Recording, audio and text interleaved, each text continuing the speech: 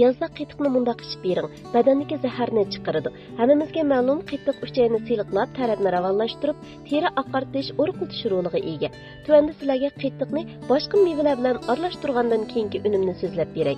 Birinchi, qetiq bilan banan. Bananning issiqlik miqdori tuvan bo'lib, uning tarkibida mol oqsil, vitamin, mineral moddalar va yemaklik talasi bo'lib, ozuqlik qimmati yuqori, oson hazm bo'ladi. Qetiq bilan bananni birlikda iste'mol qilganda, uchayni tozalab, zaharni haydab, o'rqlash unimiga yetkili bo'ladi. Bo'libmi kechki tomoqning o'rnida iste'mol qilsak, ham foydali, ham ozuqlik qimmati yuqori. Ikkinchisi, qetiq bilan bo'ljirgan. Bo'ljirgan qon ozliq va badanning suv miqdorini tengshashga foydali bo'lib, bo'ljirgan tarkibida mol karotin vitamin bor bo'lib, qon ozliq badandagi suv miqdorini tengshash rolini o'ynaydi. Shunlashqa bo'ljirgan bilan qetiqni birlikda iste'mol qilsak, ichki ajratma qalaymi-qalishini tengshash unimiga yetkili bo'ladi. Uchinchisi, qetiq bilan tarxamak. Bu ikkisini birlikda iste'mol qilganda terini oqartib, dog' sepkini sustlashtiradi.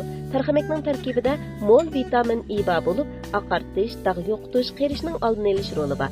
Shunga tarxamak bilan qetiqni doim birlikda iste'mol qilsak, teri oq, siliq ko'rinadi. To'rtinchisi, qetiq bilan qora shakar. Qora shakarning tarkibida vitamin va mikroelementlar bor bo'lib, qon to'liqlash roliga ega. Qetiq bilan qora shakarni muvofiq miqdorda qo'shib iste'mol qilganda, bir tarafdan qon to'liqlab, yana bir tarafdan uchayni yaxshilig'ili, mayni eritib, o'riqlash unimiga yetkili bo'ladi. Bilib oldingizmi?